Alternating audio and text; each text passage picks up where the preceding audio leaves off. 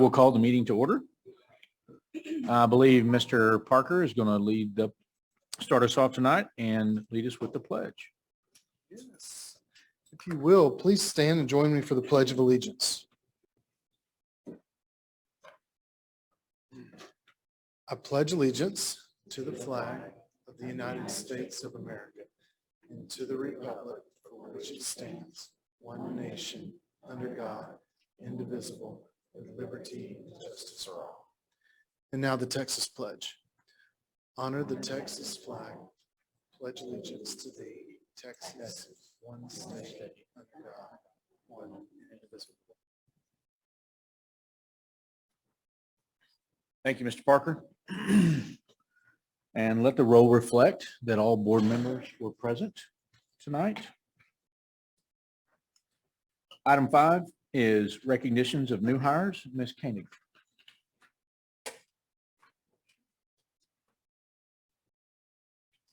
Good evening, Mr. President and the board. We're so excited. We are going to be able to introduce some of our new hires for the year. And I think Ms. Cordell is going to start that.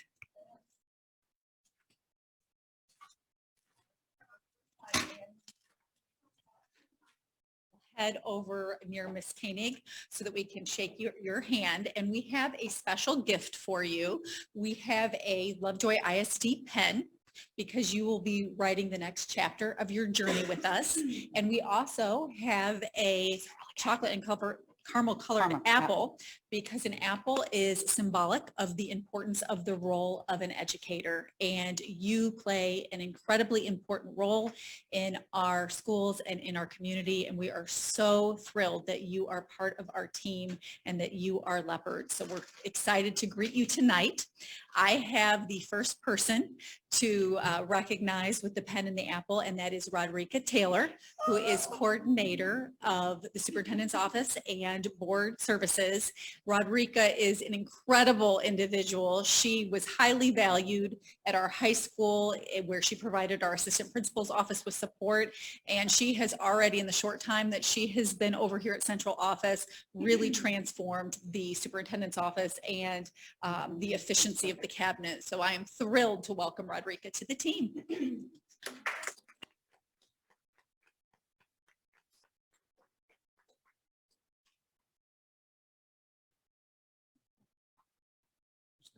Next, there it is.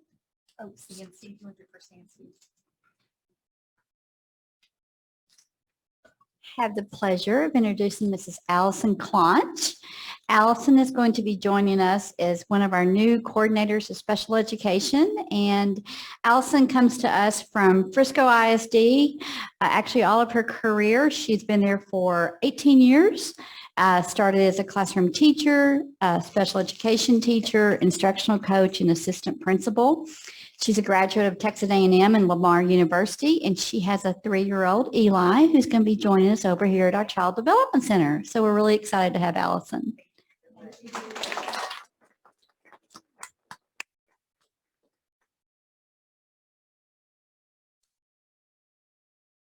My introduction is not here, so I'm going to push him to next month. He wasn't able to make it tonight, so the next will be Dr. Tinsley. We have Erin Perkins. Erin's been on board with us for a few months here. She is our Director of Elementary Education and Early Childhood. Erin comes to us from Richardson ISD, where she served as a principal. She has 19 years of experience. She's been a principal, assistant principal, a learning specialist, and a teacher. And she's a graduate of University of Southern Mississippi and Stephen F. Austin, and she has 2 daughters, and she and her husband Stephen live in Wiley. So Erin's been busy at work and has already made a significant difference in building our early childhood programming and elementary programming. So we're glad to have her here.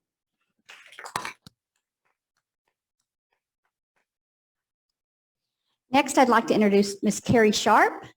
Carrie is, we've done some restructuring. When we've had some openings in our C&I department, we've kind of restructured some of the positions. And this is a new position that we are shifting some of the responsibilities. Carrie is our pre-K-12 social studies and student programming coordinator. And part of the student programming coordinator, she will be working with our CTE programming and building some partnerships with our higher ed and internship opportunities for some of our high school students. So we're excited to have her here. Carrie has 2 children, Cannon and Callie. And I'll tell a little story about Cannon. I had Carrie was a 5th grade teacher with me when I was in Frisco, and Cannon was in 1st grade, and he came in one day to my office after school, and he had addressed me as Principal Tinsley, may I have a moment with you? So I always remember that about Cannon. So anyway, yeah, he did get some FaceTime. So anyway, she's a graduate of Texas Tech University, and she's currently working near completion of her master's at UNT. So she and Stephen and Callie and Cannon live in Prosper. So we're happy to have Carrie here. Welcome. And then I have the pleasure of introducing, you've met Dr. Zambezi. Travis Zambezi is our new Lovejoy High School principal. And Travis, as you know, came from Frisco ISD, most recently serving as principal at Centennial High School. And he's a graduate of Austin College, where he did his undergraduate and his master's degree, and completed his doctoral program at American College of Education. He has 12 years of experience, and he and his wife Amanda have 3 children, Addie, Zach, and Jackson, who just arrived about 2.5 weeks ago. So when I spoke to Travis recently about how life had changed with the 3rd one, he says it's a little different when you add that 3rd one to the mix. So we're super excited to have Travis here in Lovejoy.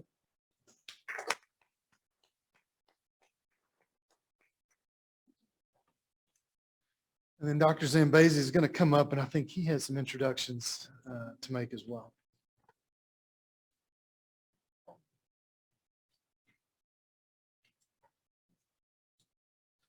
All right. Hello again. First of all, I just want to thank you guys so much for just entrusting myself and the new administrative team and counseling team with this opportunity. We promise that we're going to do a great job for you, and I just wanted to say thank you. All right. So first up, we're going to introduce Mr. Michael Montag. He is our associate principal at Lovejoy High School, and he has 21 years of experience and went to Texas Tech. He is coming to us from Frisco ISD, and before getting into administration, he was also the district testing coordinator, a special education instructor. Caitlin Eldridge. Miss Eldridge will be an assistant principal at Lovejoy High School. She has 13 years of experience. She went to the University of Alabama. She's most recently been an assistant principal at Clark Middle School in Frisco ISD. And before that, she was a teacher in the Colony and also the high school testing coordinator at the Colony High School.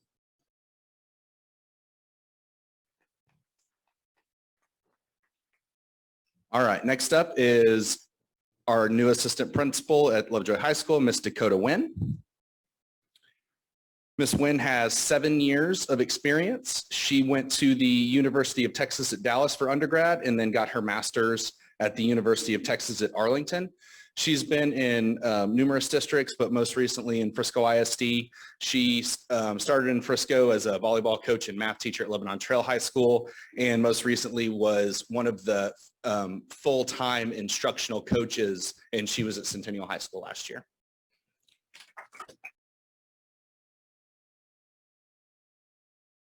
Next up, our assistant principal, Mr. Fernando Ocampo.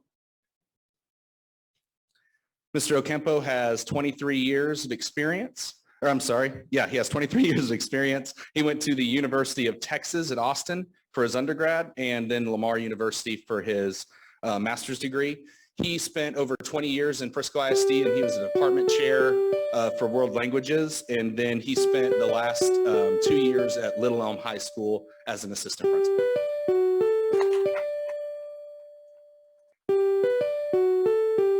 I'm going to move to our counselors. We have two new counselors. The first one I want to introduce is Miss Melissa Fletcher.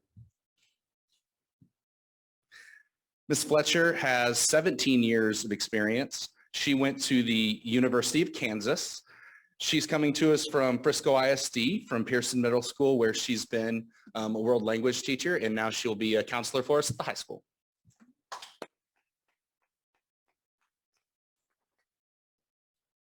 And next up is Miss Sarah Thrash. She has 14 years of experience in education and will be serving as our CCMR and counselor. She went to Texas A&M Commerce for undergrad and got her master's from Amberton. She's most recently been in Garland ISD, so we're excited about having her. All right, and then I want to introduce a new teacher. He'll be serving as the assistant band director. I'd like to introduce Jack Zeller. And Mr. Zeller went to Sam Houston State. He has 5 years of experience and is joining us from Duncanville ISD. Thank you.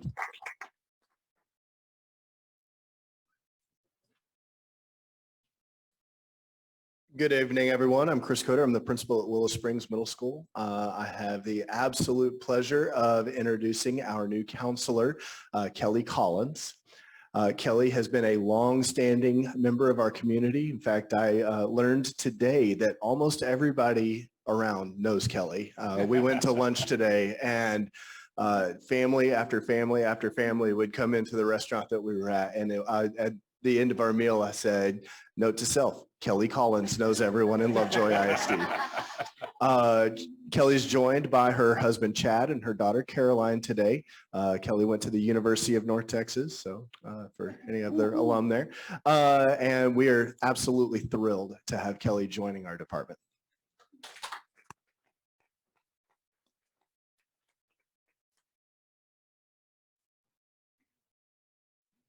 Good evening. I'm Courtney Halpin, principal at Sloan Creek, and I'm so excited to introduce our new assistant principal, Mr. John Jamar. He is coming to us from Plano. The past 3 years, he's been an assistant principal there.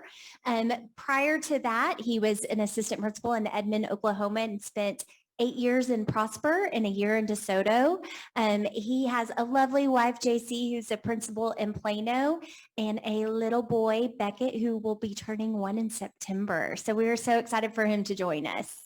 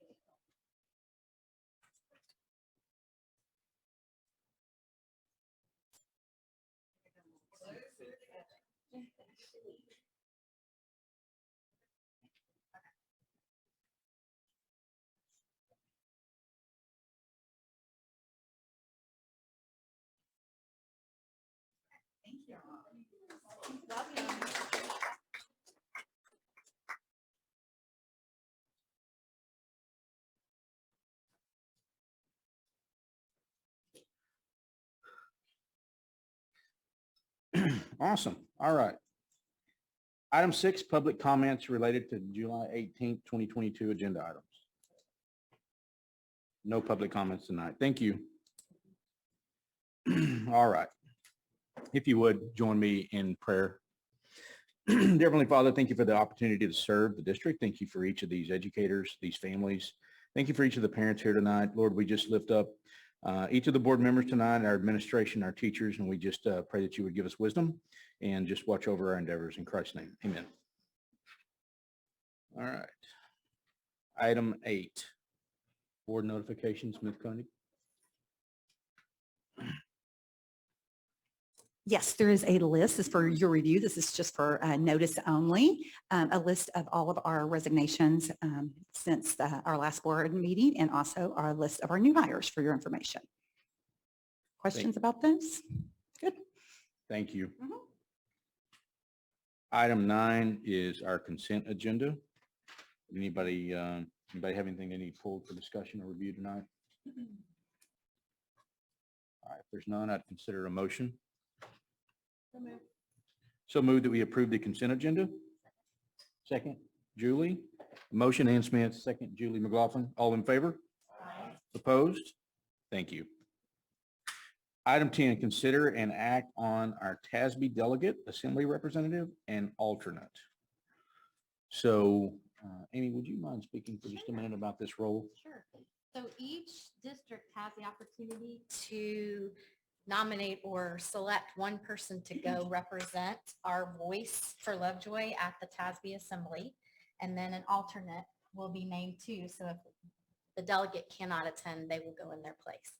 So you go, it's in San Antonio, I believe, the weekend of, does it say here? It doesn't say. September 4th, 24th. 24th.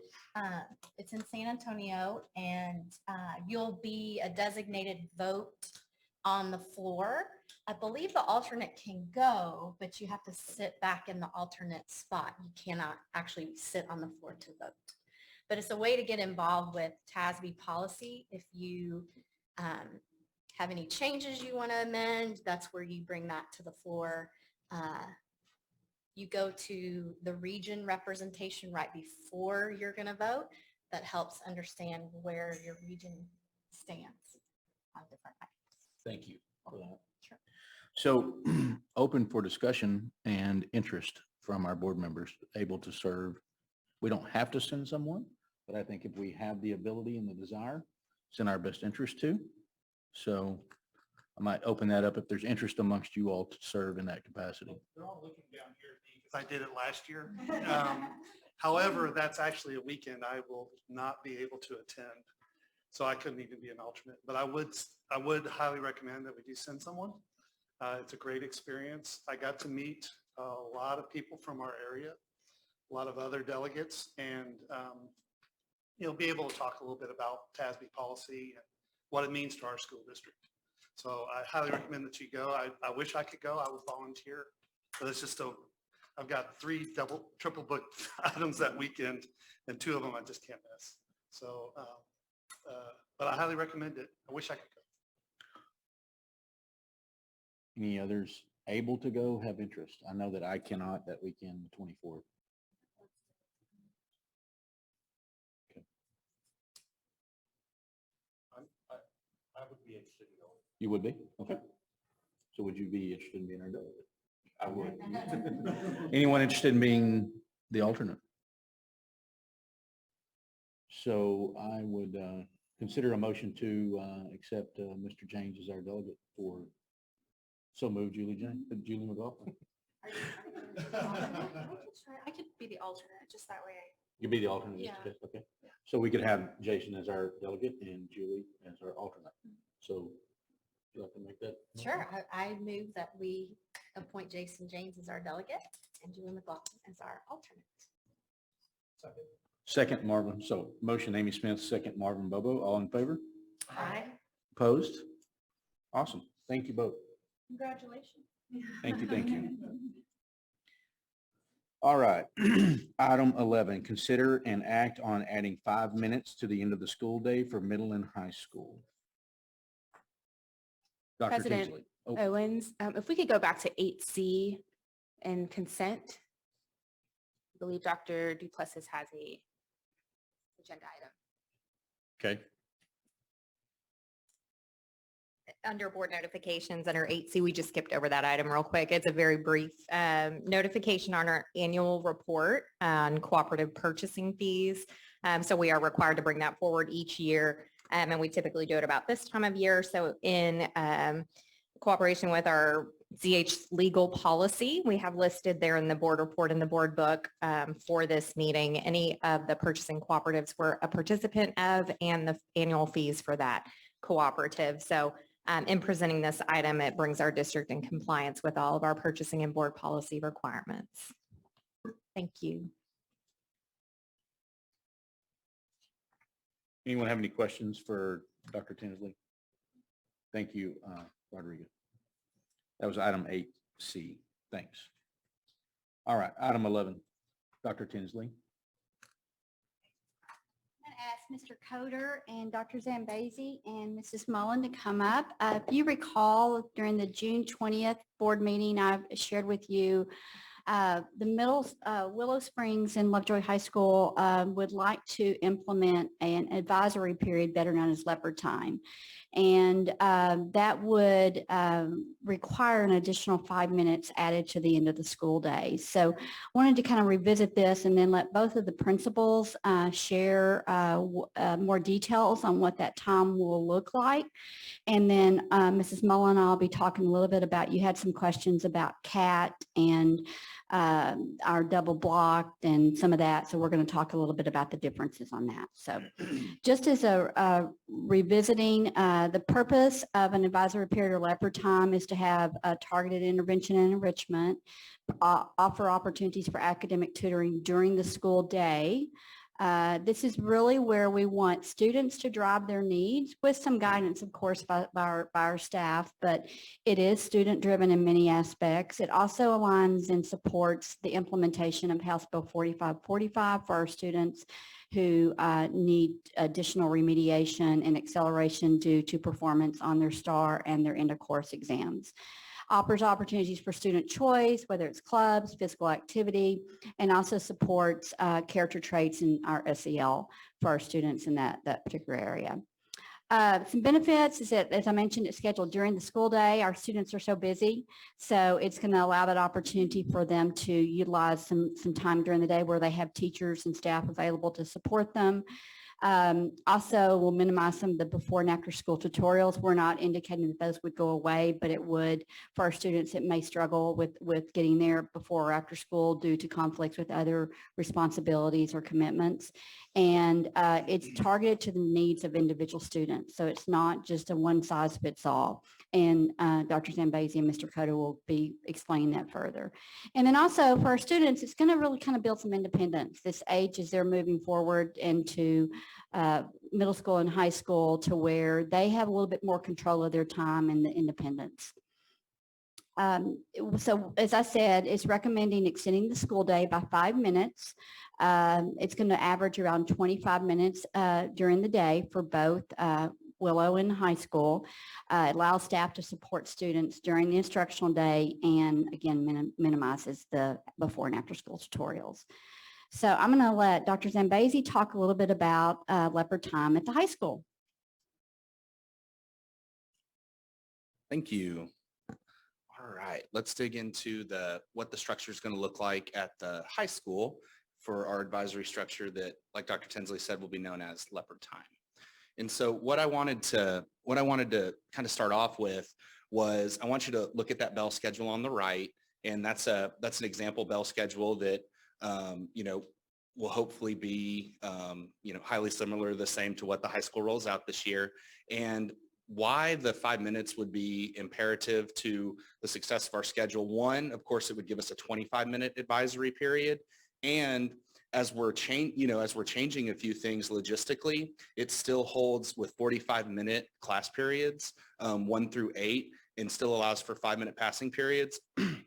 At other districts I've been in where we implemented advisory, sometimes we had to shave off minutes from instruction, and then also you don't have the aesthetically pleasing times where you can actually remember that first period's 8:45 to 9:30 and then 5 with the 0s and 5s at the end. And so this 5 minutes allows us to really accomplish both goals where we still have the same amount of instruction, plus now we have that 25 minutes of that targeted instruction time with advisory. So to dig a little bit deeper, this meets Monday through Friday. So every day between 6th and 7th period, that bell rings. You have 5 minutes to get to your advisory class, whatever that may be. Each student will have an advisory period. So when they look at their schedule online or a paper schedule printout, it will show as leopard time, and they will have a leopard time teacher, and that will be known as their leopard time homeroom, even though they won't report to that leopard time homeroom every day, but we will use that strategically for beginning of the year stuff, SEL, character traits, anytime we need them to go there. And then that they'll be in there by grade level in their homeroom. So every 9th grader, there'll be 25 9th graders in that homeroom for Coach Donovan, something like that. Well, Coach Donovan will get to build a relationship with them. And the idea is you actually keep the students in that homeroom for the next 4 years. And the next year, Coach Donovan would just be a 10th grade advisory teacher. All right.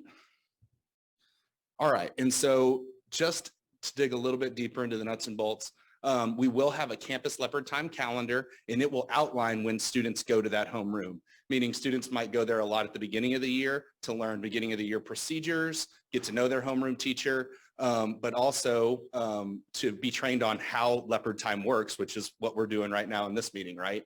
And so homeroom leopard time, when you think about it, will actually only be used about 10% of overall school days. Because like when we opened up this presentation, really student need in that skill of students being able to go and get what they need from teachers, et cetera, that's really the 90% of it that we'll talk about. So we use homeroom leopard time just to review for our beginning of the year presentations, training students regarding leopard time structures, character traits, leadership, things like that throughout the year. But really, we'll go to the next slide. Here's where, leopard time really takes off and offers us something that other traditional schedule structures don't. So 90% of the days when that bell rings, kids are going to be able to go to any teacher on their schedule, excluding maybe like athletics, can't go out to the indoor, but like they can go to their math teacher, they can go to their history teacher, and they can get that extra work. And so they might be going to qualify for a tutorial to take a retest later on. They may be going to do makeup work. A lot of times our teachers will be having side conversations like, yeah, you need to come in and you're not that strong on this skill. You did really good here and here, but come on in and I'm going to have 5 of you come into me on Tuesday and we're going to work on this for 25 minutes. That way you're good to go. And that student is probably in fine arts, band, or athletics, or both. And what they can do now is manage their time. They've got 25 minutes times 5 in order to kind of, accomplish their own needs, things like that. Just a couple of things, just so you guys are aware. We'll go over this with the kids, but students may only attend a teacher class that they have on their schedule, even though they like Miss So-and-so that they had as a freshman. They can, and they're a junior, they can only go to their junior, their 11th grade teachers for that current year, unless it's a specialized day. And then I've implemented this at the middle school level and at the high school level. High school, you have a lot more students than you do at a middle school, right? And so what we did this last year at my former high school, we had to think, well, what are some other creative ways where kids can actually have areas to go? Because logistically, you actually run out of space if you just have them go to classrooms like you might at a middle school. And so they actually will be able to go to the library. We'll kind of think of it as a real world, future ready STEM type library atmosphere. They can go to the gym. We're not going to really do open gym, but they can walk in a circle and be active, and our coaches will supervise that. And then, of course, the cafe will have coaches in there and administrators in there. They can get out their Chromebook and they can have free work time, whatever they want to do. Another thing that I wanted to talk about, and I'll hand it off to Mr. Coder, but open days. What I just went over was a student who would go through an open day structure. Their math teacher didn't tell them, hey, come to me on this day for tutoring, right? So they were open. They could go to any teacher on their schedule or some of those common areas. However, what this does on the flip side is it gives every teacher on campus 5 25-minute sessions, of course, to reach students, but it gives them a VIP day, and that's what we call our closed days. So if you look at this schedule right here, Mondays, electives, fine arts, CTE, that's their closed VIP only, invite only day is how you think of a closed day. Tuesdays is math, Wednesdays is history, Thursdays is English, Fridays is science. So if I'm a math teacher and it's Tuesday and I need to make sure that Travis comes to my room for math tutoring, I can email home if I'd like. I can email that student. And as teachers get to know their students, they know maybe who they need to send a follow-up reminder to and not. But it is mandatory if I'm your math teacher and I tell you on Tuesday, come to a math closed session, that is mandatory that we get that mandatory tutoring in there. But if it's Tuesday and my math teacher hasn't told me that I need to come to math, I have that open what I need time. So it's a way for teachers to also get that dedicated VIP time once a week in their core subjects. And most of the time our electives on Mondays get to do that too. So our fine arts teachers really like that. And I think that's about it on the high school. Thank you guys so much. All right. So I am incredibly excited to talk about the Willow Springs version of Leopard Time. It is a program that we have had about 14 individuals on my campus who have helped plan over the last 3 or 4 months of school. It is remarkably similar to Travis's plan in a lot of ways. However, we have a lot of unique differences as well to our plan. Leopard time for us is going to be 3 days a week. It's starting the week after Labor Day. We'll use the time before Labor Day to train our kids, train also our parents, make sure that we send out plenty of parent communication regarding what this program is and how it can be utilized and leveraged. But the main thing is teaching our kids, right? Teaching our kids what this program is and how it's utilized. Much different to Dr. Z's situation with 9th, 10th, 11th, 12th graders. They have a little bit more, they're a little more grown, and they can, do things a little differently, where we need a little bit more structure and a little bit more learning time. And so we will provide that for them. Tuesdays, Wednesdays, and Thursdays from approximately 11:52 to 12:52, that schedule has changed just a little bit, but not by much, is when we would be doing this. I know Dr. Tinsley earlier said that this would be about a 25 to 30-minute program. For us, you have to remember that lunch is embedded into this as well. So we're not adding an hour. We're really managing about an extra 30 minutes at Willow Springs, but our kids are going to have voice and choice over how they use that hour. So this is where our 7th and 8th graders will learn some responsibility in terms of deciding, okay, am I going to eat my lunch during A block, or am I going to eat my lunch during B block? And a lot of times that choice is going to be driven by what they want to do or what they need to do in the other block. So if they want to go to rock painting club during A block, or if they want to go to open gym during B block, or if they need to go to math tutoring during A block, or if they need to redo a science test during B block, that will help them drive their decision on which other block that they're going to choose to eat. We're going to have a lot of flexible eating spaces. That's more so than just the cafeteria, kind of like what Travis was saying earlier, talking about running out of space. What I've learned in a previous rendition of this program is that there are multiple spaces that we can use throughout our building to use as a flexible eating space. And what we have found is that kids will oftentimes choose those flexible eating spaces over the traditional cafeteria setting, just from the fact of its novelty. It's something a little bit different. It's something kind of cool to, do something a little different. But we really love the tagline of voice and choice, because we feel like that voice and choice situation gives our kids a chance to really grow and spread their wings a little bit, to where they can do, where they can feel like they have some ownership over their day. Options at Willow Springs include academic time, tutoring, collaboration time for projects, also social clubs and recreational activities. Some students will be required to do tutoring or makeups, while it's going to be optional for other students. And it's going to be very similar to what Travis was talking about with, maybe a student failed a test and that teacher says, hey, I really need you to come to tutoring for this. That's going to be a required, hey, I need you to be there. Otherwise it's going to be, hey, gosh, I got a math test coming up. I really need to go and attend this. So there will be a, required and also an optional. Next, students must be in good standing with grades and behavior to enjoy all of the Leopard time opportunities. That kind of goes back to that required tutoring piece, or maybe some other forms of consequences that could be in place if behavior is not up to par. I mentioned this earlier, that students are going to eat their lunch during one of the 30-minute blocks of time and will have access to the second activity during the other block of time. Students will receive information expectations at the beginning of the school year with a series of videos that we're going to make. And then we're also making some informational videos for parents. One of the big things that we really want to make sure is that our parents understand why we're doing this, and that it's not just a free time. It is very intentional on how it's planned. It's very intentional on leveraging the time that we have during the school day to make sure that our students are able to perform at their absolute highest potential. The reason that we need the 5 minutes is that ultimately it's, I don't ever want to take away class time to implement a program if I don't have to. And so 5 minutes will allow me to be able to make this happen without removing any class time that we currently have from previous years. And thank you.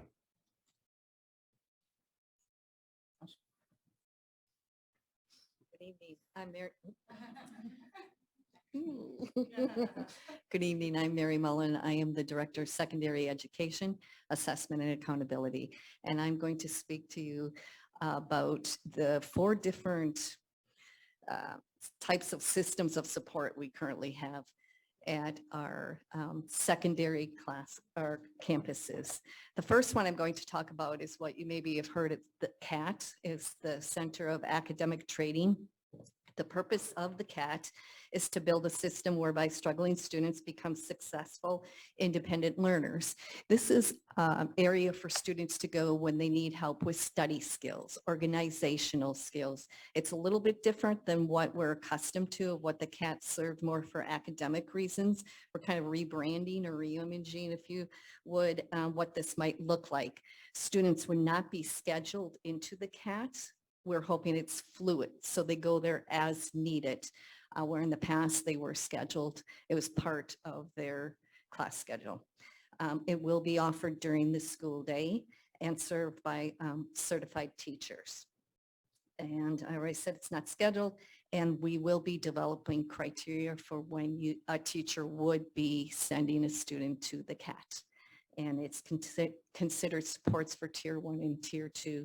It says instruction here, but it also includes behavior and social emotional. Okay, the second level of support would be our lab classes. This is something a little bit new. We had it at the high school level a few years ago. We're kind of bringing it back. The purpose here is to provide additional support in identified content areas. So it can be for skill building for those specific areas, and it's all the 4 core content at the high school, and just ARLA, Reading Language Arts and Math at Willow Springs. We will have an instructor in there that's content specific. So if a student goes to the lab for math, a math teacher will be in there. And it will be scheduled into their regular day. And it would take place of an elective course. And again, we will have criteria for referral into a lab. The next one is a double block class. That double block classes we have had for a while in the district. And this too provides support and time in identified content areas. It's the reason for a double block class is to provide more time for practice and application of the content areas. So not all students do take double block, but they're available for advanced math, 7th grade math at Willow, because at that level, the students are receiving content in 7th and 8th grade math. So you can imagine that's a lot of content to cover. We also have it available at Willow for Algebra 1 in 8th grade. At the high school, we have it available for 4 different math classes or courses. They're Algebra 1 to Geometry and Pre-Cal. It's not offered for GT or AP classes, and those are single block classes, and it is their primary instruction. Again, there will be criteria for referring a student into a double block class. And again, it's just to further develop their skills. It's not for practicing or continuing homework work, and it's not a study hall or anything like that. The last one is co-teach classes, and the purpose of a co-teach class is specially designed instructional support in the general education setting with a general education teacher and a special education teacher. Placement in this class is determined by our committee. It is looked at for least restrictive environment to access modified or grade level instruction. It's really serves kind of as a bridge for students from resource to general education setting, and it allows for small group instruction. And finally, it serves a general education and students who receive services through special education. So these are 4 different levels of support that we do provide our students. Any questions for me? Just a quick clarifying question. Sure. The CAT, is that going to be utilized during that advisory time? Is that when? We'll have it available throughout the school day. So we're going to have teachers scheduled in to go into CAT throughout the school days.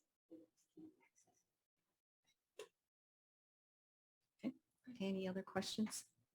I have a question about leopard time. So if your child has an IEP, if they receive special education services, how will that leopard time typically be handled if maybe they're not in a position to make their own decision? Dr. Mason, did you hear, and Chris, did you hear the question? From the line, the response is aligned with what you guys are thinking. So the question is, so if the students receive the special education services, can you repeat that second? How would leopard time work? How would parents that are listening and maybe have a child that on an IEP, maybe not in a position that can make their own choice around which place to go? How would you envision that working? That's a great question. So for us specifically at Willow Springs, we have all of our students who are in our self-contained special education classes that have their aides with them. Everybody would attend leopard time together. And so they would have either their teacher or an aide assist them. They might also look at leopard time a little bit differently or do different leopard time a little bit differently, where they may attend a club as a class, or they may attend open gym as a class, and all of them go together so that they can all experience the programs together. At a previous location that I've worked at that implemented this was a phenomenal program for some of our most struggling learners who had an opportunity to really express themselves in a lot of ways through some of our more artistic clubs and things like that. So does that answer your question? Okay. On the 4 support areas, when it's talking about referrals, are these happening generally during the year, before the year? I see one like taking the place of an elective. So is that usually scheduled from the previous year's recommendation? Absolutely, yes. We would want to do that. So for example, right now, Dr. Zenbay is sure that we really don't have any students at the high school that would require social studies for finance labs. We believe just serving, we have kids in need of math and language arts. So it's really based on when it would be scheduled. And with the math double black, that's determined already in the spring.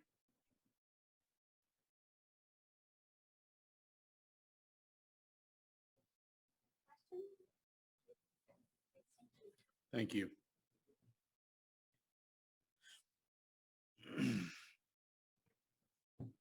So it says consider an act. Do we need to take action to add the 5 minutes to the schedule, correct? Absolutely. We're asking for consent and approval to add 5 minutes to the schedule at Willow Springs at the end of the day, and also Lovejoy High School. All right. So moved. So moved Marvin Bobo. Second. Second, Ann Smith. All in favor? Aye. Opposed?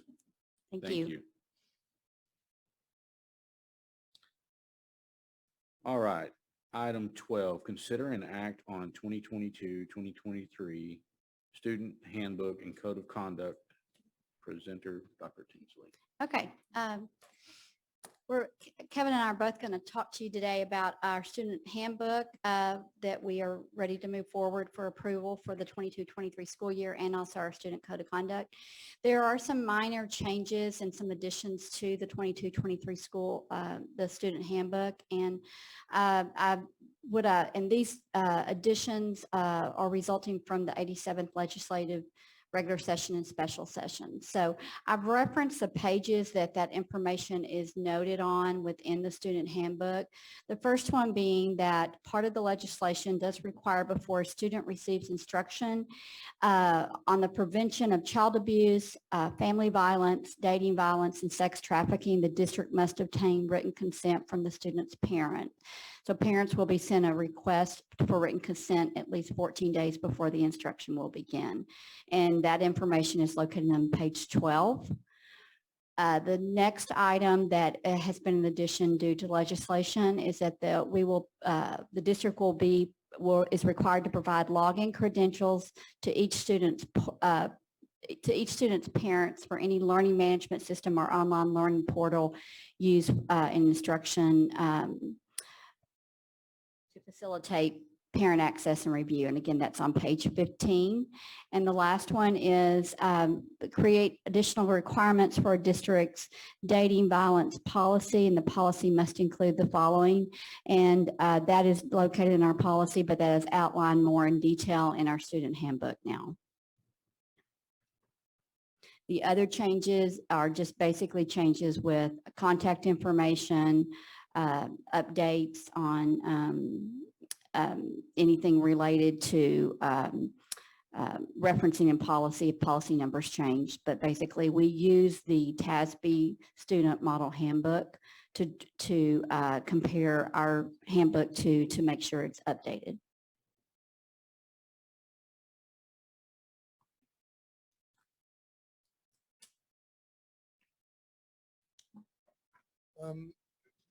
In regards to the student code of conduct, each summer we review and revise our student code of conduct to update it every other year. As you know, the legislature goes into session biannually and gives us recommendations to do so. Since there was no session this year, we don't have too much to update. So it's very similar other than just some small revisions that we implemented just to update the student code of conduct. So all of that, I believe, is in your board book. And unless you have any questions, we would need you to vote to accept the student code of conduct. Board, any questions on the proposed changes or updates? I would like to add to the student handbook, the campus will be all the students, they will have agendas that would be specific to information that would relate to their campus. Okay.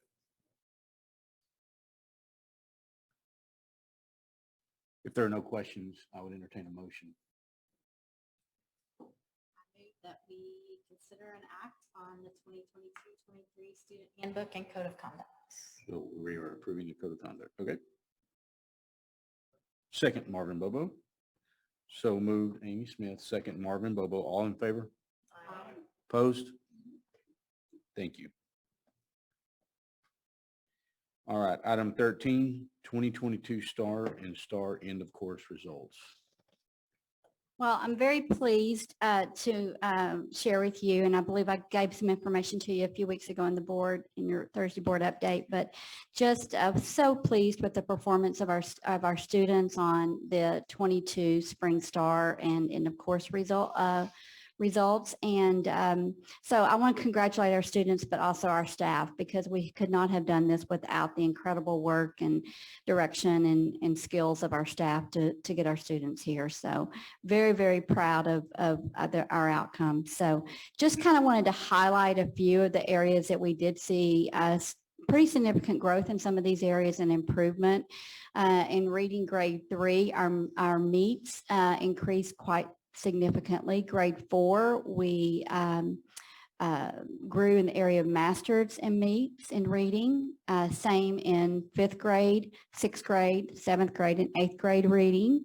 Also, our grade 3 math, our percentages increased in the area of mastered and meets.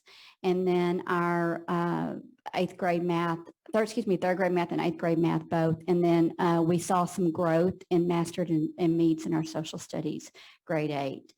I gave you some information here. We currently have the state percentages on how students performed in master's meets, approaches, and did not meet. And as you can see, our student performance is significantly higher than the state average.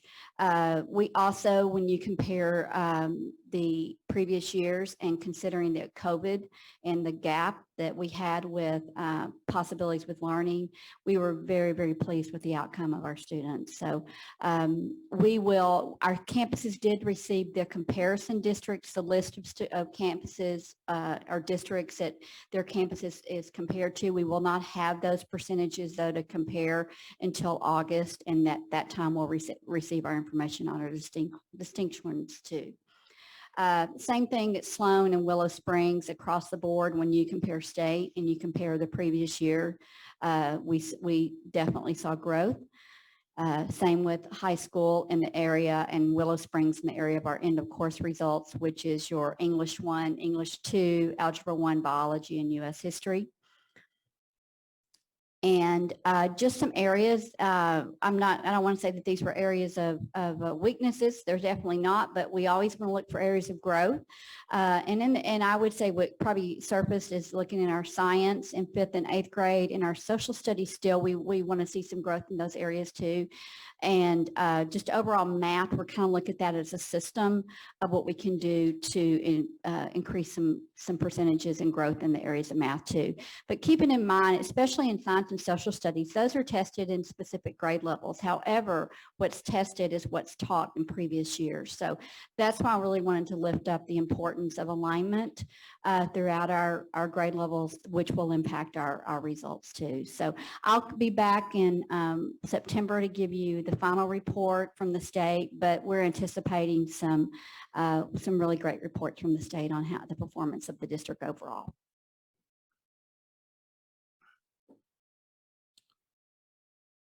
That's great news. I think, at least on my time on the board, that's the first time I've seen improvement in our 8th grade social studies. Correct me if I'm wrong, but that's significant. And I also want to shout out to our principals. Without the leadership of our campus administration, they hold our expectations up high and support our teachers and our students. So thank you to our wonderful principals.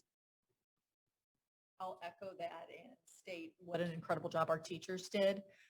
Last school year was a wonderful and remarkable school year in the fact that we were all back together and had the most normal school year that we've had in a while, but it was not without its challenges at the beginning of the school year in regard to COVID and again in January. And despite those challenges, our teachers stayed absolutely relentless about making sure our students received the best possible education. So thank you to our teachers.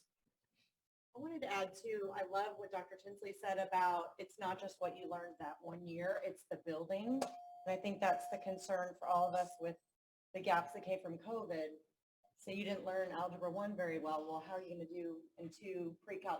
So I love you've implemented some structures at the high school really everywhere with the leopard time and the cat and different things where we can get these kids up to speed when it's recognized immediately, versus waiting for a test score and someone doesn't meet and then we're flailing around panicking trying to figure out how to get them right. So thank you for that, because that's kind of the $1 million question, right? When are we going to overcome that hurdle? So thank you. Any other comments, questions? Thank you.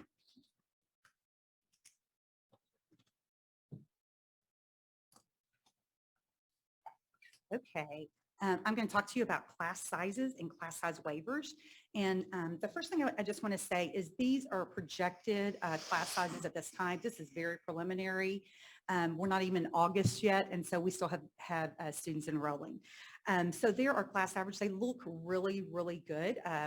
For Lovejoy High School to be 26, 28. A lot of high schools now are at 30 and 31. So they look good. Willow Springs, 24 to 25. Sloan Creek, 22 to 24. Hart, 2021, and Pester 2021. Currently, we have 4254 students projected enrollment. And of course, but we still have 76 enrollment packets out. So we don't know if those 76 are coming or not coming. So I want to be very clear on that.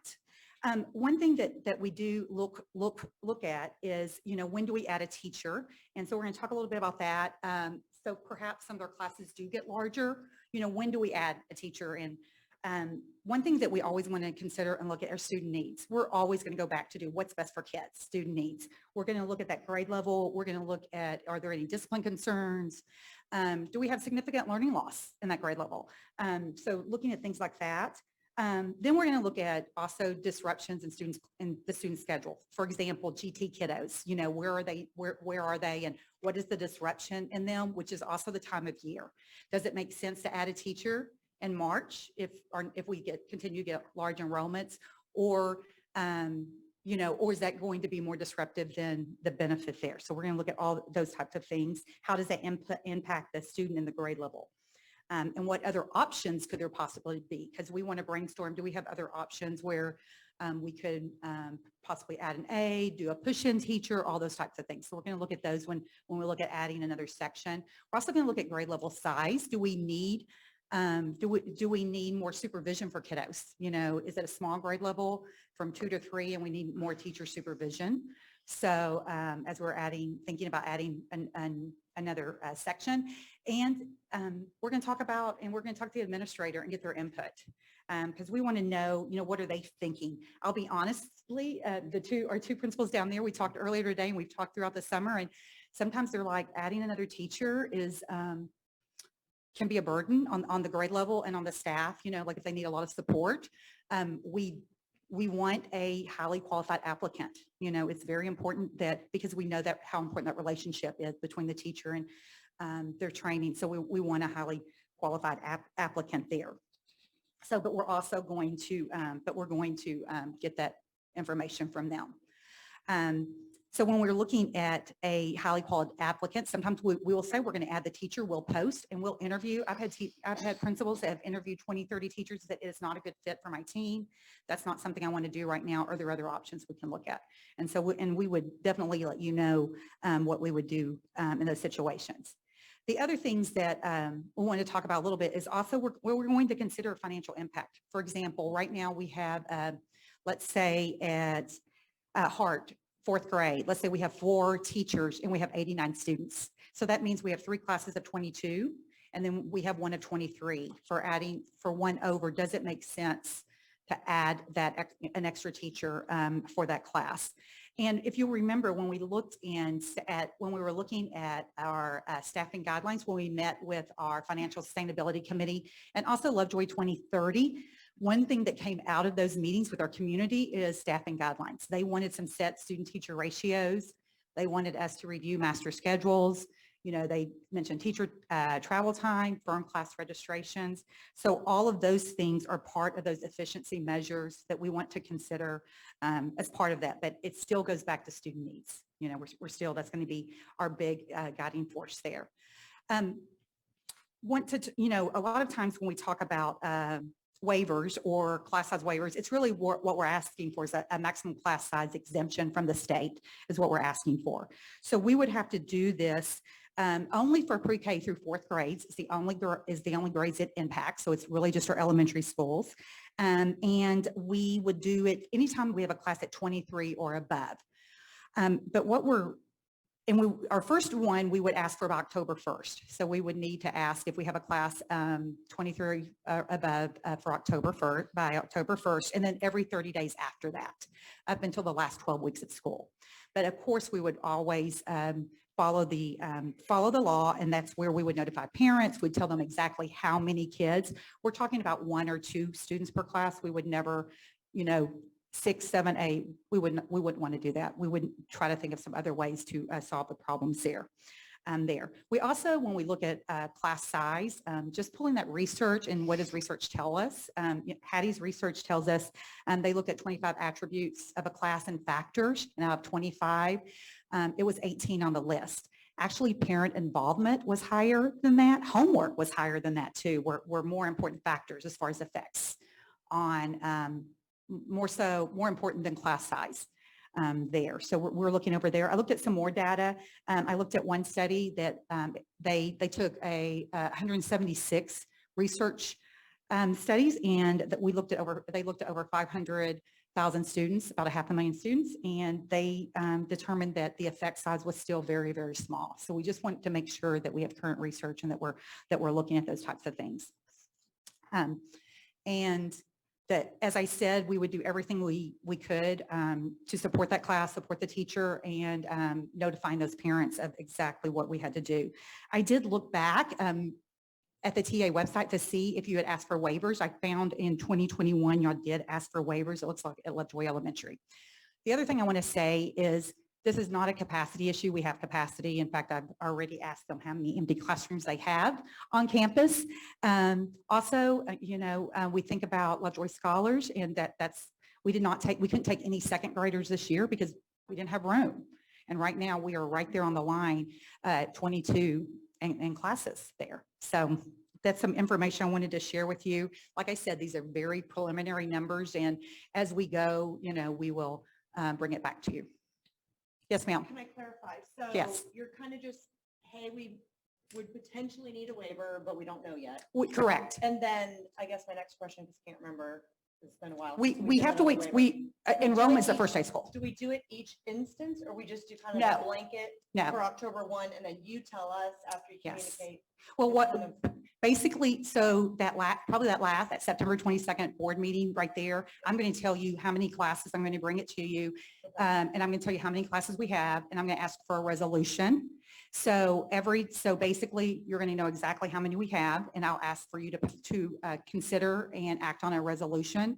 So then as we enroll kids, we can put them in a class if possible, and then I will update you on any and every waiver every 30 days. Perfect. If there's any more than that, up until the last 12 weeks of school. Perfect. Thank To you answer your for question. clarifying. Okay. Yep. Also, just know as we talk about this and we talk about highly qualified applicants, right now the HR community in schools is very tight. And this morning I spoke to many other HR executive directors and chiefs, and we have districts very close to ours that have triple digit openings in HR. And they're much larger, yes, but also some that are not too much larger than us that have, 25, 30 openings, 20, 25, 30 openings.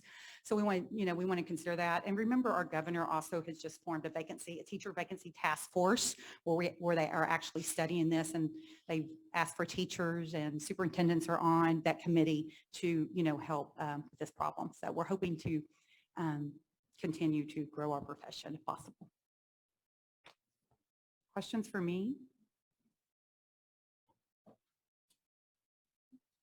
Okay, I'll bring you back more information. Thank you for the update. Item 15, consider an act on safety and security related projects. Dr. Duplessis and Mr. Parker. Good evening.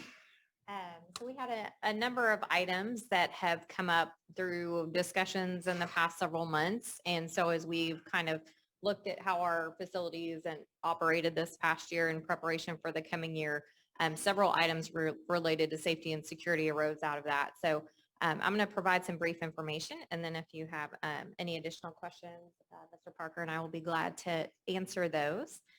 We did go through some more detailed information earlier in closed session, just some of the particulars of these items. When we're talking about security related items, some of the particulars we don't necessarily share in open session because we want to ensure the safety and security of our students. So we are going to share that some of the improvements that we would like to make are related to security doors and locks. As you know, the use of this facility has changed a little bit, and there were some spaces that were not used in the same manner that they're currently used. So we're looking at just extending the type of door hardware that we have in place for the rest of the district to the areas that did not already have that. So that's the first item that you see listed there. The second item is cell phone amplifiers. There are several areas in the district where cell phone reception is difficult. You may remember that we did some improvements to our radio system last year to be able to ensure that staff that do have those standard district issued radios are able to use them. So this would be an additional opportunity to increase the amplification of cell phone signals, specifically at the high school, at Hart, Transportation, and the Child Development Center, where there have been reports of issues of that nature. The third item is athletic area sidewalk. You may remember we did some athletic area improvements at the high school. We are not required to provide ADA accessible sidewalks to practice fields, but we did discover after the project was completed that that is an item that would help us ensure the safety of not only our students, but observers who may come to watch practices and things of that nature. So the athletics department kind of modified a little pathway to the practice field, but we'd like to go ahead and place a sidewalk in that area. And the last item is related to, again, kind of the change in use of this facility as a child development center. You'll notice that most of our campuses have a secure vestibule. They have a manner by which parents or guests can phone in, get their badge or their driver's license reviewed before they enter the building, and they can't enter the remainder of the campus until they pass through that process. With this kind of modified use, we obviously no longer have buses dropping off students at the front because we have the Child Development Center primarily operating with the parent entry on this side. So we would like to make some modifications to create a secure vestibule within the existing facility and create some extra doors and spaces that it makes sense that we would be replicating the same security procedures that we have in place at the other campuses and ensure that we can continue to maximize the use of this facility while also ensuring student safety.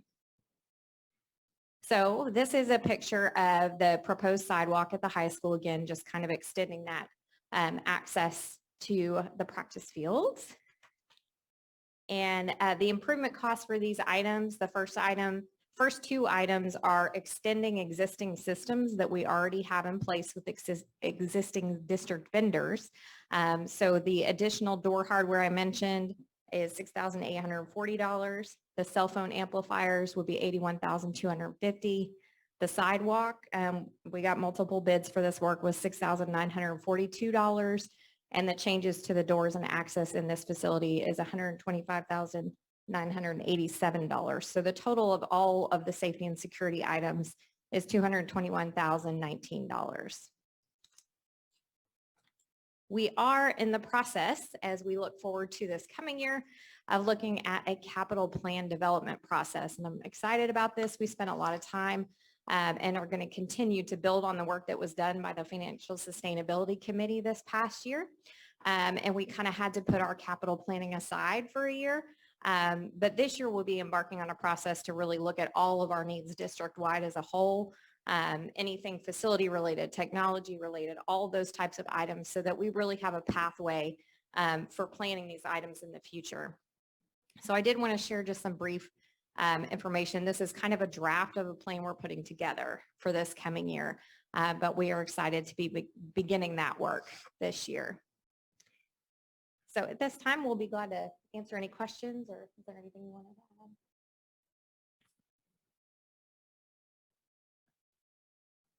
So in the different schools, there's actually some areas that there is no cell phone reception at all. Spotty at best, yes.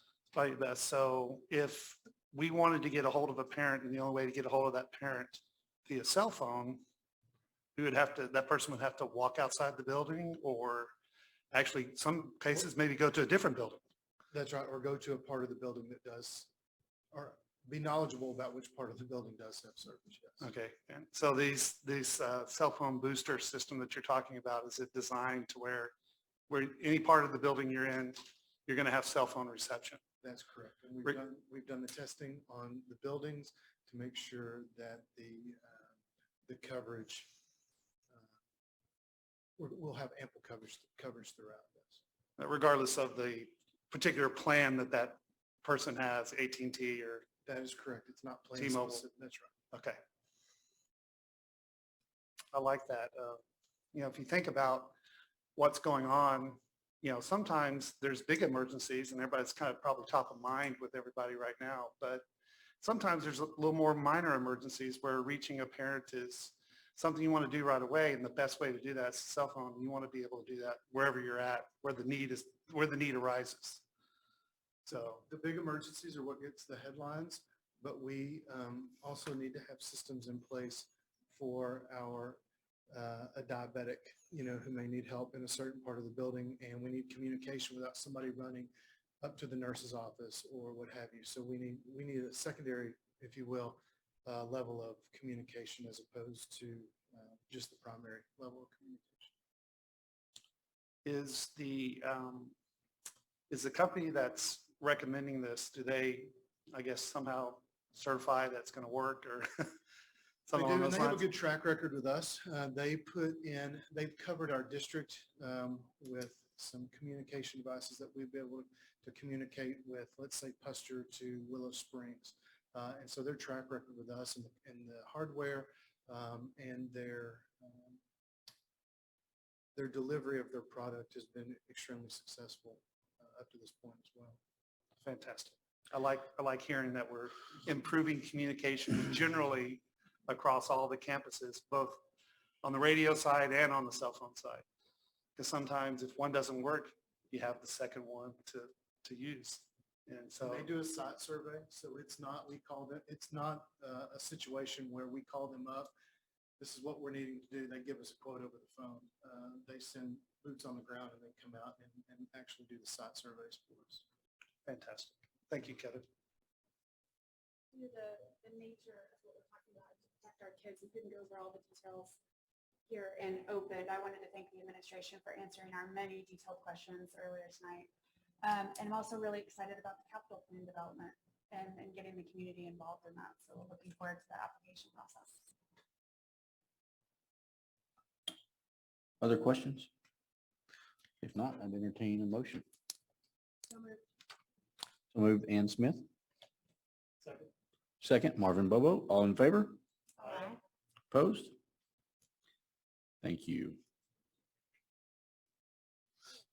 All right, item 16, cabinet reports. All right. So we have a few updates we'd like to share with you.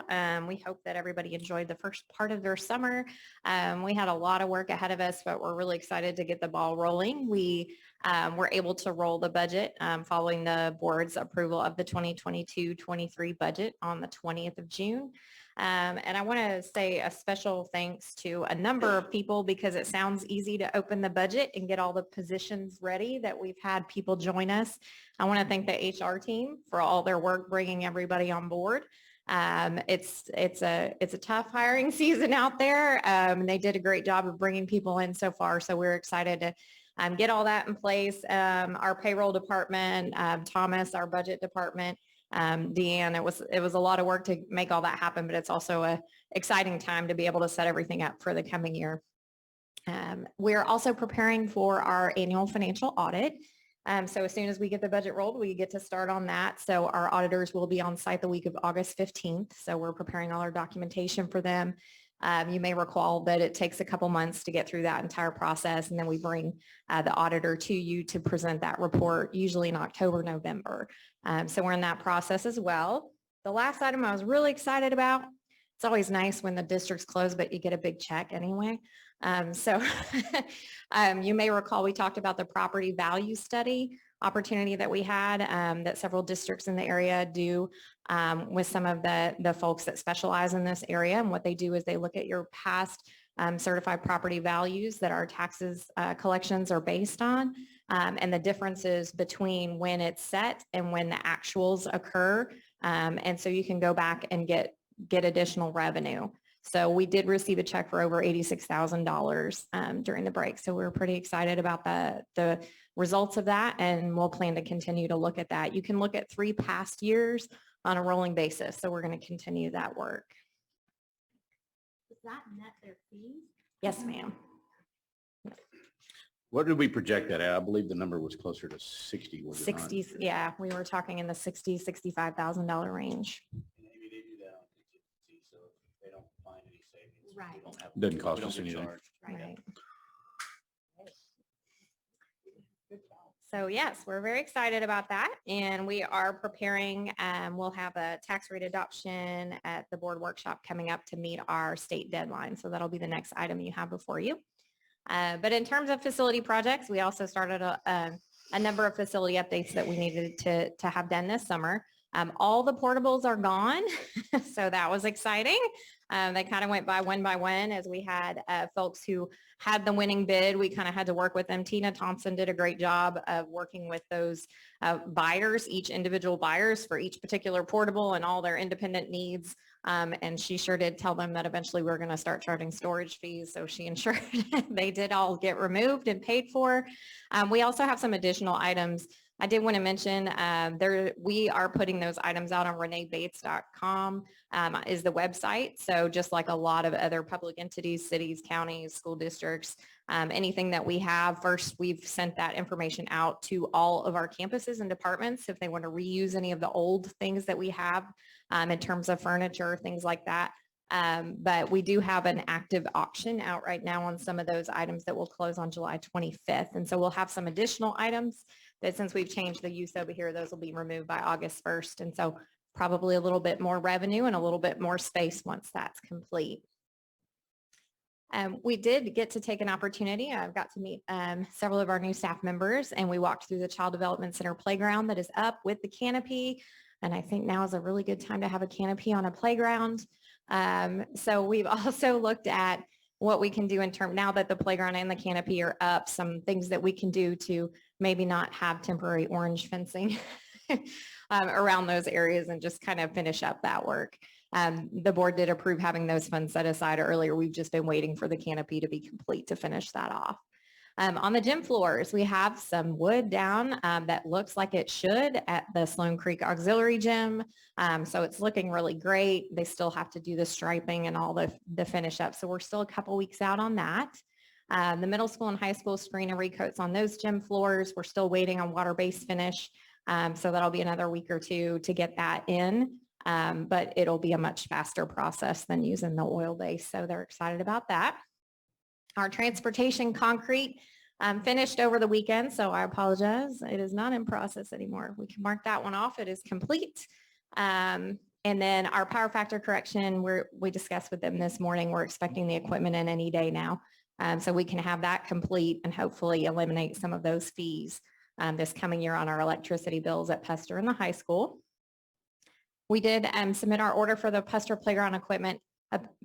Playground equipment is one of those things that's on back order everywhere. So we're probably looking at a holiday installation once we get that equipment in. And we are excited about our auxiliary job fair, July 23rd. And the HR team, if you haven't noticed, has put up a lot of signs and buses and all kinds of things. So we're excited about that. They'll be working on probably a couple of other positions as well. But if you refer somebody who is hired into one of those auxiliary positions, our employees who do so are eligible for a $300 payment after 30 days. So we're hoping, we've had some interest on the Google form that HR put together. So we're hopeful that that will help us out on that end. Our technology team has been working very hard. They moved a lot of people around. And I'm really excited about how things are set up now with our offices and the collaboration that I already see happening because of some of the moves that Lori helped plan for us. So a lot of that's people settling in, making sure they have all the things that they need from a technology perspective, keys and all those fun things. The other items that you see here are just a lot of things that they've been doing. It's pretty impressive with such a small staff, what they've been able to accomplish in terms of project updates for technology in the past little bit. So we've done some security project updates on our network. They did a new IT ticketing system that just went into place with a QR code. So our staff are using that now. And you'll see a number of other items, analog to digital fax conversion. So we're eliminating some of those old phone lines we no longer need anymore. And analog to digital telephone service conversion. Hopefully that will help us with our phone connections on occasion. And then an inventory of technology equipment. So they've been working very hard on all these items, and I'm glad to see the progress that they've made. Thank you, Jack and Jeff, behind the screen. And last but not least, we have very thankful to the foundation and all of our staff who've applied for grants. It's always fun to set up all those budget codes and start working on all those items. So they're working on all of that. We did also apply for some ECF grant funding. So we have some items mentioned here that we would like to purchase. And we checked even this morning, and we haven't heard yet about getting that grant funding, but we're hopeful that we will hear from them soon. And if we do get that funding, it allows us to purchase a number of pieces of equipment. So just wanted to provide some updates on some of those areas we haven't really covered in more detail earlier, but would be glad to answer any questions you may have over any of those items. What is ECF? Emergency Connectivity Fund. Okay. I had to think about it. Thank you. Would you think that would be to cover all of those? So we had actually, Jack and Diana, it's become a joke, have been working on devising an instructional technology device plan and kind of what are our options, what do we have, what do we need, and prioritizing that. So they've done a great deal of work on that. If we were to get the ECF funding, we're looking at about $350,000 that would primarily help us get Chromebooks. And they have kind of a tiered idea of what we could do with various areas of need, but that would be the prioritization for the ECF funding. Thank you. Mhm.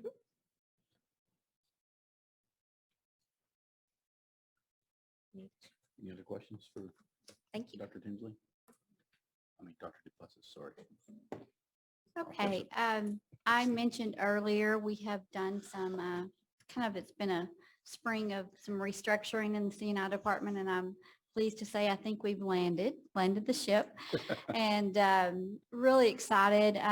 Dr. Duplessis did mention that we're really focusing on kind of just restructuring the department and also just the fiscal restructuring of it too, of where our folks are located. And we have established some collaborative spaces to where our coordinators are now going to be shifting from specifically secondary or elementary, where they are going to be pre-K-12, which I really do believe is going to help in the alignment and support for our campuses. So we have not added staff during the year. In fact, we've decreased staff in the department, but we've just really looked at our areas of need or gaps. And a good example is when I introduced Carrie Sharp earlier, we had a need. We did not have coordinators. Actually, it was Michelle Riddle and Jackie Woodford were supporting English language arts and social studies, but Carrie will be dedicated just to social studies, pre-K-12, but also to help grow and build some of our programs there, our career and technology education, and also some partnerships with our higher ed institutions and opportunities for internships and building hopefully an ISM class for our high school students too. So we're really excited about that. So the organizational chart does reflect these changes. So that just really outlines who I would say under Mrs. Fuller, under the special education. Just a reminder that we have not had special education coordinators in the past. With these positions are added, we are funding that with IDEA monies. And we do feel like that our campuses have needed some level of support in serving our special education students and professional development and problem solving with our teachers and building capacity to help serve these students. So we do believe that's going to be a significant level of support. And that also, I do believe, when teachers feel supported, that also helps teacher retention too. So we're really excited about the reorganization of the special education area. And then of course, Mrs. Mullen and Mrs. Perkins are supporting your secondary and your elementary education. Bree Smith is our Director of Advanced Academics and GT, and we did have a coordinator, GT coordinator last year that left in the fall to go to Allen ISD, but we did not replace that position. So she has assumed some additional responsibilities, and we're going to be looking at how we can help support her in that area. And then we were referring to Diana and Jack earlier. So Diana Salak is our instructional technology coordinator, and she is working very closely with Jack and his department with the hardware side of it, and then the software and the instructional support. So it's been pretty exciting, and even just where their offices are located, it's really lending itself to some true collaboration. So we're excited about that. So that's just really wanted to give you an update on the organizational chart. Just also some work that as a department we've been doing. We've been working on, we really haven't had a chance to do some really deep work with leadership and team development. We've been able to do that earlier in the summer. Also clarity of roles and responsibilities. So they are changing a bit because we are moving to more of a pre-K-12 support model. How we can improve communication and support for our campuses. We're looking really deeply at that, and we'll be setting up meetings with our principals at the beginning of the year to talk about how the roles are changing and what the needs they have and their teachers need on their campuses. And then we're also starting some vertical teams during the year that will be supporting curriculum development and decisions in professional development and the direction of the department. So in all of the 4 content areas, we will have a teacher representative on these vertical teams that we will be meeting several times throughout the year, that we'll be working on, and we're going to have a principal assigned to each vertical team too. So we're really trying to get that teacher voice to the table to help drive drive decisions and work of teaching and learning throughout the district. You will be seeing in future meetings, we will be identifying and hardwiring our targets, our learning goals and targets for the department that will reflect what the strategic planning team did during the year that you're going to see moving forward for the 22-23 school year. So any questions about C&I?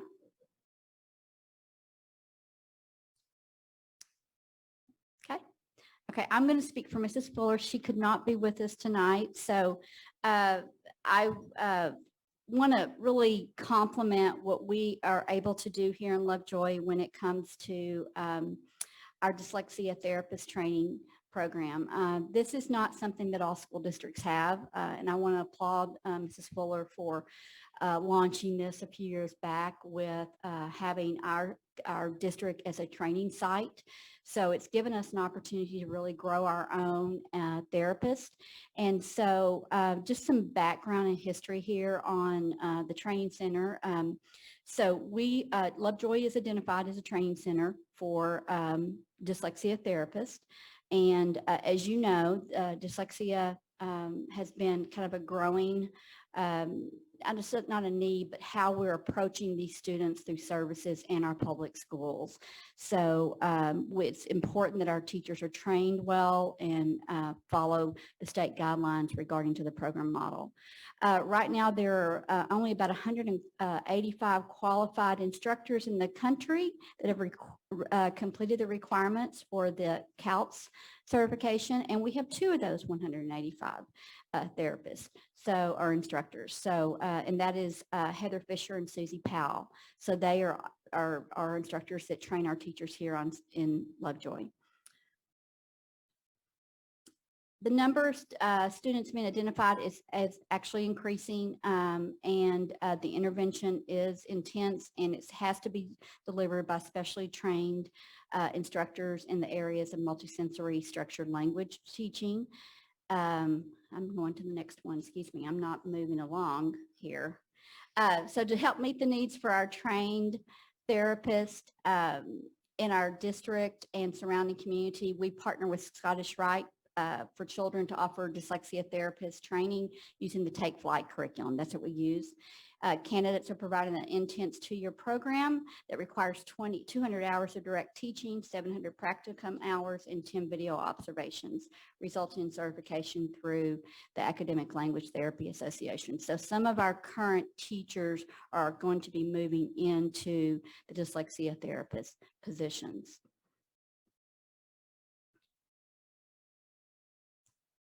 In addition to generating that revenue, we've also been able to positively impact the quality of our therapy that we're providing our students. And we have trained therapists from Lovejoy, Anna, Sherman, and Quinlan, as well as Mallard State therapists too. So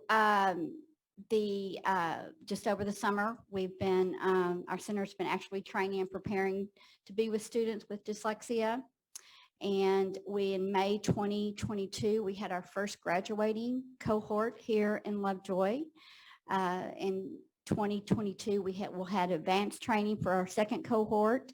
And then we also had graduates submit applications for their ALTA examinations. So we have approximately about 95 students in our district currently that we have identified as dyslexic, receiving dyslexia services.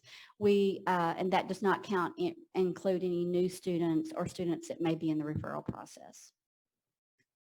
So coming in 2023, we'll introduce a new course, and we'll be introducing the Teacher Training Bridges by Scottish Rite. And also we are part of a dyslexia grant that we are able to bring some additional resources to our staff beyond just the dyslexia classroom that does support the multisensory training.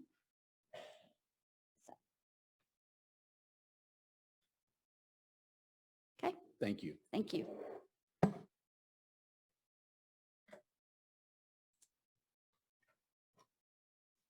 Good evening again. I wanted to, because you'll probably see these names quite a bit coming up, I wanted to just give you a rundown of our new fine arts directors, so our head directors and also our new head coaches that we've hired over the summer. We've recently had a resignation. Our color guard director had to leave us. As you know, our color guard program has grown by leaps and bounds. We started with very, very few participants, and now we're busting at the seams. And so that just goes to show, number one, the leadership that we've had, starting off with Mr. Sadler, handing it off to Mr. Cabrera, who Mr. Sadler recommended to us. Now Mr. Cabrera has recommended another person to us. And so we'll go through the interview process with this person and others and get the best possible candidate in. But being this late into the summer, having this position open, but having the candidates that we have to interview, I feel extremely confident that we're going to have somebody to carry the torch to continue the excellence that we've had in that program. Our choir director, Kelly Martin, she will be coming to us from East Texas, and so she knows that she has high expectations in our choral department to continue the excellence that our directors have built before her. So we're really excited to have Kelly coming to us from East Texas. On the athletic side, we have Brad Wicks, who's going to be our new tennis coach. If you don't like tennis, before you meet Brad Wicks, you're going to love tennis. He is all tennis all the time, and he's extremely excited to be here. He's been to some really successful high schools and programs. He's coached some really high-level tennis players in some other high schools as well. So we're really, really excited. We had to kind of pull the reins back and say, slow down. We'll get you all the email addresses you need. He was ready to start communicating, getting in touch with his tennis players, but he's really he's a ball of energy and extremely excited to be coaching tennis at Lovejoy. I'm going to backtrack on the word I'm about to use. We added a girls golf head coach, Brooke Donovan. When I say added, it's just the position. What I mean by that is we had a science teaching position open at the high school because of her resignation. Ms. Donovan teaches science, so we didn't necessarily add a position. She is just filling a science position we had open, and then because of the growth of our girls golf program, we were able to tag on a coaching stipend and name her as the girls golf coach. So we're going to have a boys golf coach in the golf program and a girls golf coach. We're really excited. I know Dr. Zambezi was excited about getting Brooke over just on the science aspect of it. From what I understand, she's an excellent science teacher, and our kids will really not only benefit on the golf course, but our students will benefit in the classroom. Travis Hallam is our new girls basketball coach. He's coming to us from Rockwall ISD. He's had a lot of, I won't go over the amount of growth that he made in a program, but he took a program over in Rockwall ISD that had very few wins and took them to the playoffs the next year. So he's had a lot of success in coaching girls basketball. And then Jay Bollinger, he'll be our new swim coach, head swim coach. He is coming to us from the club world. And so he has a lot of experience, not necessarily in school swim teams, but a lot of coaching experience in the club world. So we're really excited to have them. Of course, you'll be meeting them as we introduce them over the next few board meetings, but I wanted to make sure that you knew who we had and had those names in front of you. As difficult as this hiring season has been, or potentially could have been, we've been extremely lucky to get the quality of coaches and directors that we've had, but also we hired them early on. And I think that really goes to, that speaks to the culture that our fine arts department has, that our athletics program have, and it speaks to the type of kids that our coaches and directors are going to come in and work with. There are many, many jobs out there right now that you can go and get in the school business. And not only did Lovejoy presents a very attractive offer to people in fine arts and in coaching, because they get to come here and work with some really good colleagues and professionals, but they also get to come work with great kids too. Thank you. Mm-hmm.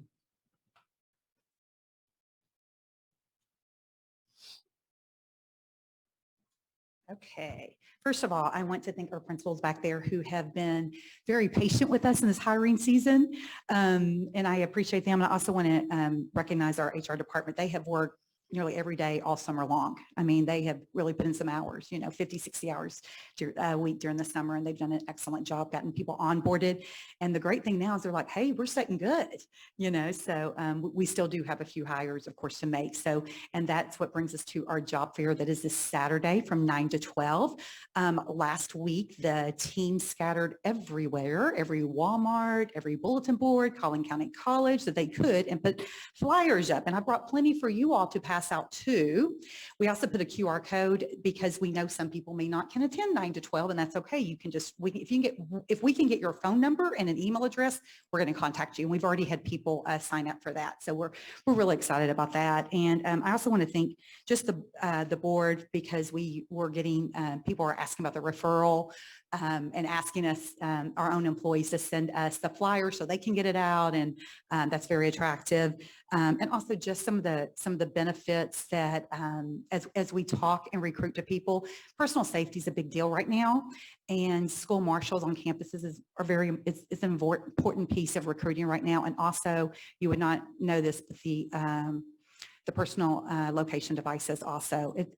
Schools don't have those. And so a lot have asked about that. So I truly appreciate that. And also, so we have about 240 teachers' children that will be attending Lovejoy ISD, and that speaks volumes. That's one of our top recruiting mechanisms, is that their kids can go here. So thank you very much for that. Thank you. All right. Ms. Cordell. I cannot wait for school to start. I'm getting so excited. I miss our students. I miss our teachers, and miss interacting with our parents. So I am looking forward to it. Today, I got to meet a prospective pre-K student that is clearly as excited as I am about the start of school. And the reason I knew that is because when I met her in the hallway, she was wearing a plastic bejeweled crown and she had a sparkle backpack on. She was all ready to go, and they were getting her signed up for pre-K. So I cannot wait to meet our eager pre-K students and kindergarten students, and want to absolutely applaud the staff, our HR staff, our principals, our assistant principals. They have been working all summer to make sure that we are recruiting the absolute best to serve our students, and they have done just that. It's really remarkable. It is the Great Resignation in many professions. Education is certainly one of them.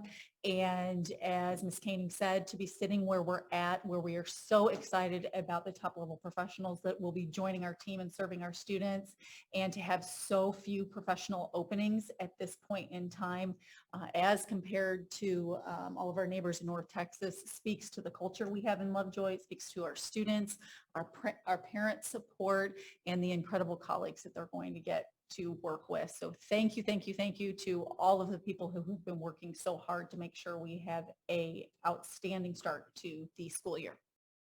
Thank you. All right. Thank you, Ms. Cordell. Item 18, public comments related to non-agenda items.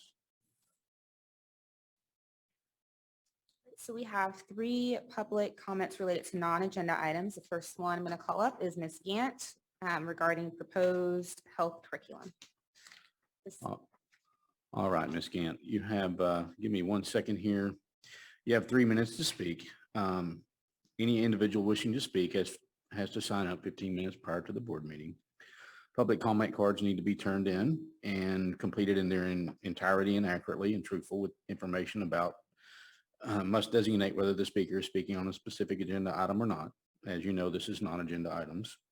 The board will provide speakers a public comment card. Public comment cards are only applicable to the meeting in which they are completed.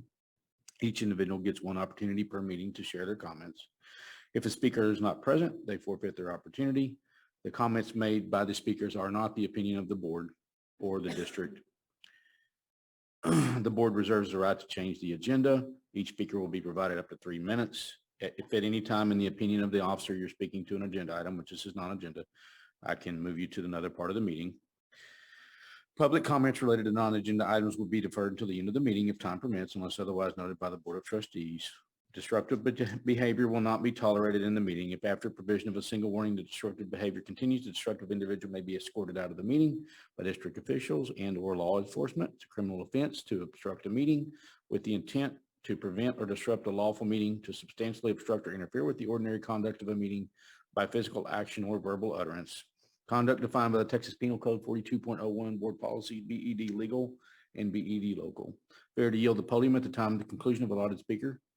Of the time allotted to a speaker at a public comment constitutes a disruption and will be addressed accordingly. Comments made to the Board of Trustees by the meeting attendees and or speakers outside of the designated public comment period during a meeting constitute a disruption.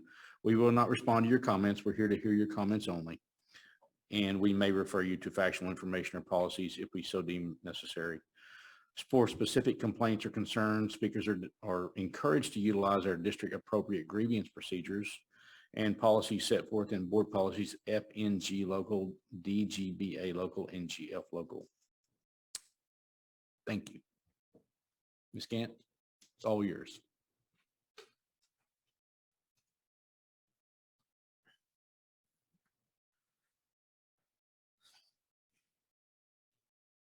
Okay, so Board of Trustees, again, I wanted to voice my concerns along with some other parents in the district about the proposed new health curriculum.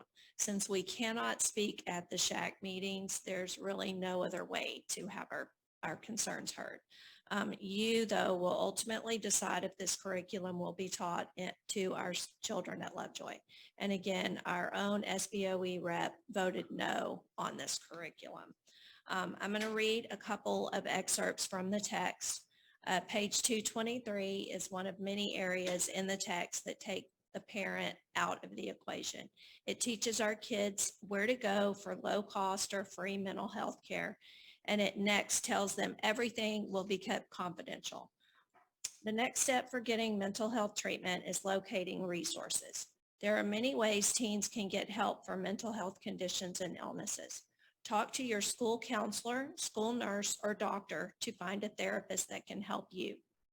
Many community agencies and institutions offer some type of mental health counseling. It is often possible to find free or low-cost local therapy from local hospitals, colleges, or universities, or mental health clinics. People who provide mental health treatment are required by professional ethics to maintain confidentiality. This means the information you share will not be shared with anyone else, including your family members, school, or even doctor. Page 614 focuses on misinformation about health while at the same time teaching our kids they are at risk for disability and death and a threat to community health if they are not vaccinated. Believing health misinformation can have harmful consequences. For example, people who believe vaccines are not safe and effective risk disability or death from vaccine preventable diseases. They also risk community health. If you are unsure about health information you see, ask a trusted adult, doctor, or other healthcare professional about the information. This person can help you determine if the information is true.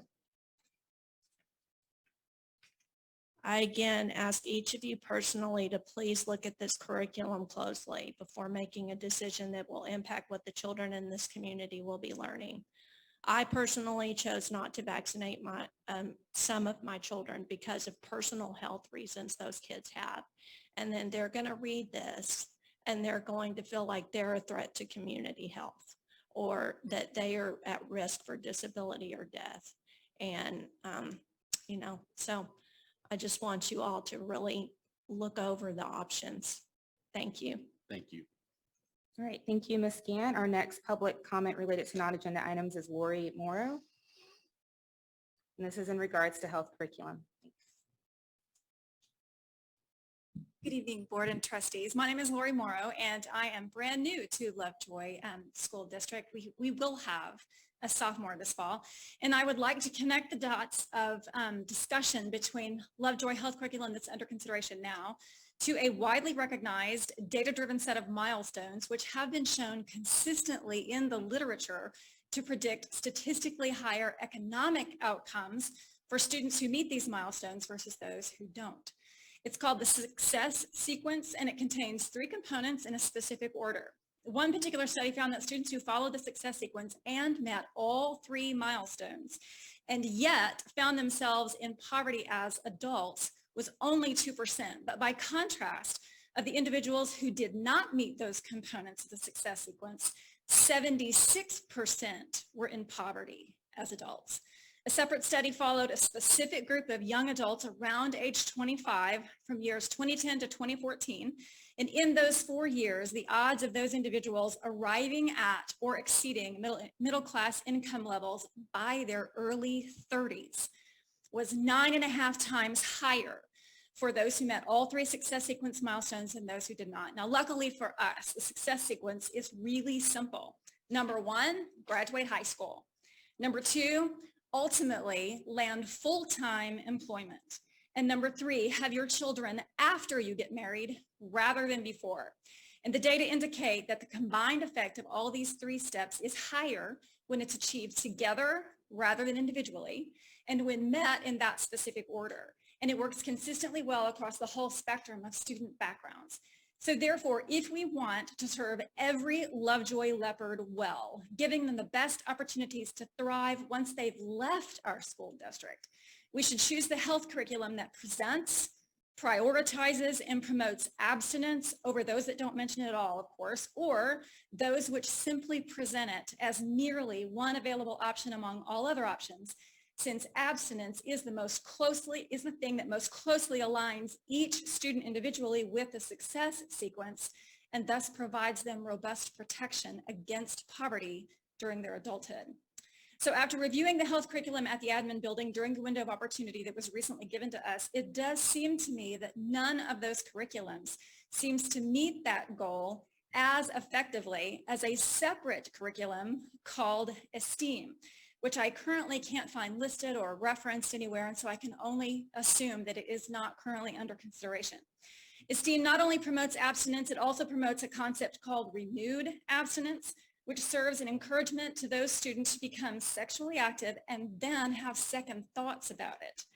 It also has a whole host of health-related, emotional, personal development, character development, relational, and risk All right, avoidance. thank you, Ms. Morrow. Your time is up. I'm going to call our next presenter up to the mic. Her name is Amy Campbell, presenting on health curriculum. Thank you. Thank you. I spoke at the last board meeting on 4 areas of concern that I had with the current options of the health curriculum being reviewed by the SHAC. And I trust that you all are reviewing this curriculum, attending SHAC meetings if you can, and responding to parental concerns. My ask is that if Lovejoy continues to require health as a requirement for graduation at the high school level, that you reject all Quaver Ed, McGraw-Hill, and Goodhart-Wilcox. You have the option to revise the current health curriculum and add new curriculum on sex education to meet the new TEKS. I, along with several other parents in this district, have discovered this curriculum that meets the new TEKS for sex ed, and it was developed here in Texas by doctors, nurses, midwives, and teenagers, surprisingly. It's called ESTEAM, and it focuses on sexual risk avoidance national standards. It's evidence-based and medically accurate. While focused on sex ed curriculum, they have also implemented a way to assist in meeting all the new health and wellness TEKS. I spoke with the curriculum developer, and some of the really great things that I think are great things about it is that it's developed by Texans to address Texas-specific issues and our TEKS. It's revised every 3 years, and the revision process always includes teenagers, and so that they are ensuring that they're meeting all the current needs that our students are having. It addresses Texas legislative changes like Senate Bill 9, 11, 18, and the one on character training, and I can't remember the number for it. So booklets are hard copy. They're not dynamic. They're inexpensive. They're $4.50 a booklet, and they can be funded through our IM fund. Parent training is provided by ESTEAM. Also, they provide a free one-time training for staff. And they have a parent booklet that's designed to keep the conversation going at home. And I recently watched on a Facebook post from a Lovejoy Facebook page that across the board, our community members were talking about parent involvement with their kids, and they emphasized, all of them, the importance of parents opening up dialogue with their children. And ESTEAM facilitates this community value that obviously was presented on that Facebook page. And it provides parental training throughout the curriculum that encourages the dialogue between children and their parents. So parents can purchase their own booklet for $4.50, and they can know exactly what the kids are being taught. For students that do not opt into the sex ed curriculum, that portion can be easily physically removed from the booklet. And if you adopt a digital format, somehow we got to lock those kids out so that because they've not opted into the sex ed portion. So if it's digital, how are we going to do that? That's just a question to be considered. Esteem collects no data on any students and ensures their right to privacy. Many districts across Texas are adopting Esteem and incorporating nurses, All right, counselors. thank you, Ms. Campbell. President Owens, that's it for our public comments related to non-agenda items. Ms. Campbell. Thank you. Thank you.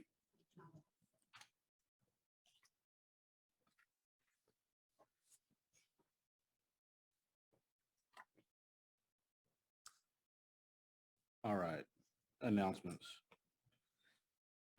So I just wanted to send a note to our staff, our HR and our administrators, a note of thank you for the work and hours that have gone into that statement of landing the ship that you used very appropriately. I think of us rebuilding the foundation here at Lovejoy that we've gone through over the past 1.5 to 2 years to get to this launching point.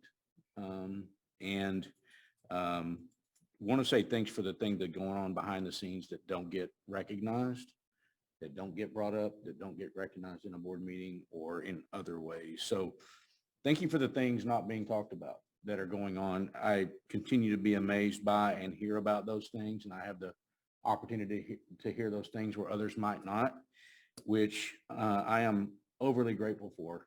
The other thing I would say is the confidence I have about where we're headed has, again, continues to grow and has never been higher.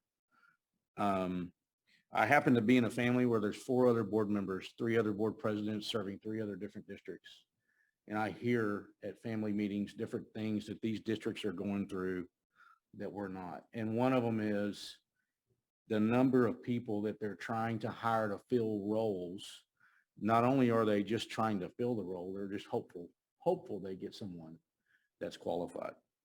And as I've continued to listen to and hear about the folks we are hiring and bringing on board, not only are we able to hire super quality leaders that are amongst the best in this community and the best in North Texas, we're thriving in that way. And so as a board member, as a parent, I just want to convey my appreciation and thanks for that. It gives me great confidence to be in service and to know that we're executing at a high level in that regard. So just want to say thank you for that. I'm excited about it. I wanted to be able to share those comments with the community as well. We get to see a lot of things that others may or may not get to, and that's not intentional. It's just circumstantial. And but we're in a really great spot. And certainly the work is not done, and nor do we have the idea or the mindset that it ever is. But we've really laid a strong foundation to launch from as we take off again, perhaps. So thank you for all of that. And with that being said, we're adjourned.